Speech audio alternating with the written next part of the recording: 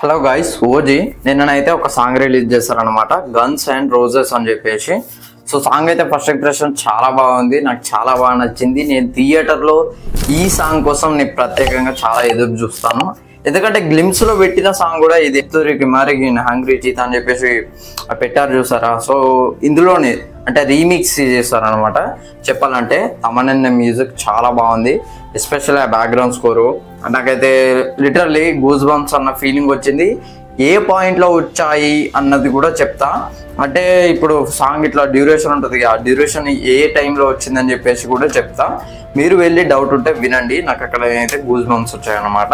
So కొన్ని portions కూడా చూపెట్టే ప్రయత్నం చేశారు. ఓజీ ఎంట్రీ సీన్ అనుకుంటా. సో కొన్ని కార్స్ అయితే ఉన్నాయి. ఓజీ అయితే కార్ వేసుకొని అక్కడికి వెళ్ళి వాళ్ళందరినీ చంపుతున్నాడు. సో అదైతే చూపెట్టారు. అండ్ అది గ్లిమ్స్ లో కూడా చూపెట్టే ప్రయత్నం అయితే చేశాడు అనమాట.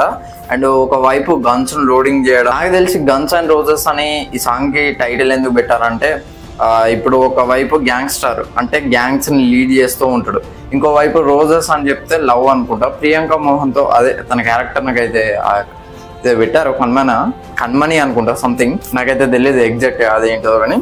సో తనని లవ్ చేయడం, ఒకవైపు ప్రేమ చూపిస్తూ ఇంకోవైపు చంపడం. సో ఇవి రెండింటికి మధ్యలో గన్స్ అండ్ లవ్ అని చెప్పేసి, గన్స్ అండ్ రోజెస్ అని చెప్పేసి సాంగ్ అయితే పెట్టారనమాట. గూస్ బంప్స్ అని చెప్పా కదా, 2 minutes 20 seconds అక్కడ వినండి. లిటరల్లీ ఆ మిక్సింగ్ అయితే నాకు చాలా బాగా నచ్చింది. అండ్ ఓ అని చెప్పేసి అది కూడా ట్రై చేశారు. ఇది నాకు ఎక్కడ అనిపించింది అని అంటే, ఇప్పుడు మామూలుగా అనిరుద్ధ్ ట్రై చేస్తాడు, ఎమోషనల్ పరంగానైనా మాస్ పరంగానైనా ఓ అని చెప్పేసి అనిరుద్ధ్ ట్రై చేస్తాడు.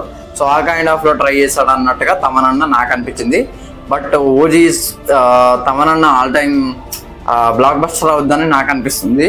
అంటే ఆఫ్టర్ ఆ లిరిక్స్, ఆ 2 minutes 20 seconds తర్వాత ఆ లిరిక్స్ ఏవైతే ఉన్నాయో అవైతే నాకు చాలా బాగా నచ్చాయి. ఒకసారి వినే ప్రయత్నం చేయండి. అండ్ అర్జున్ దాస్ అని కూడా చూపెట్టారు. మరి అర్జున్ దాస్ పవన్ కళ్యాణ్ అదే ఓజీ గ్యాంగ్ లో ఉంటాడా లేకపోతే ఓమి గ్యాంగ్ లో ఉంటాడో చూడాలి. సో ఎలివేషన్ ఇస్తున్నాడు కాబట్టి ఓజీ అని చెప్పొచ్చు లేకపోతే ఓమి అని చెప్పొచ్చు. కన్ఫ్యూజన్ అంటే హీరో వైపు ఉండి కూడా ఎలివేషన్ ఇవ్వచ్చు, విలన్ వైపు ఉండి కూడా ఎలివేషన్ ఇవ్వచ్చు. ఇప్పుడు ఓమి చూసుకున్నట్లయితే ఓజీకి ఎలివేషన్ ఇవ్వలేదా, హ్యాపీ బర్త్డే ఓమి అని చెప్పేసి, ఓజీ అని చెప్పేసి. సో అట్లనే ఇచ్చే ఛాన్స్ అయితే ఉన్నది. ఎలివేషన్స్ కూడా చాలా బాగుంటాయి అనిపిస్తుంది ఓజీలో. ఎస్పెషల్లీ పవన్ కళ్యాణ్ గారి స్క్రీన్ ప్రజెన్స్ అయితే నాకు చాలా బాగా నచ్చింది. అండ్ శ్రీయారెడ్డి గారికి ఏ రోల్ ఇస్తారో చూడాలి. అండ్ చీతాని చూపెట్టే ప్రయత్నం కూడా చేస్తారనమాట. అది యానిమేషన్ లో చూపెట్టారు.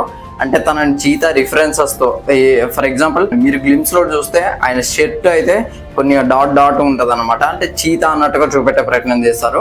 అక్కడ ఇమ్రాన్ హష్మి గారిని అదే ఓమిని ఎలా చూపెట్టారంటే ఫెరోషియస్ హైనా వర్సెస్ చీతా అన్నట్టుగా చూపెట్టారనమాట.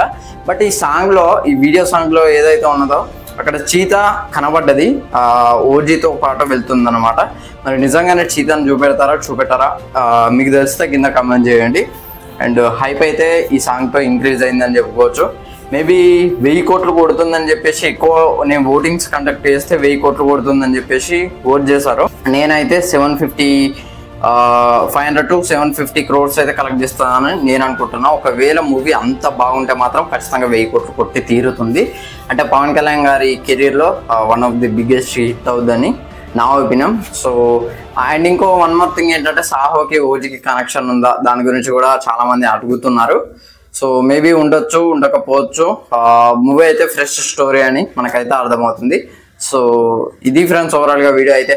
ఈ వీడియో నచ్చితే లైక్ చేయండి, షేర్ చేయండి, కమెంట్ చేయండి, ఛానల్ సబ్స్క్రైబ్ చేసుకోండి. థ్యాంక్స్.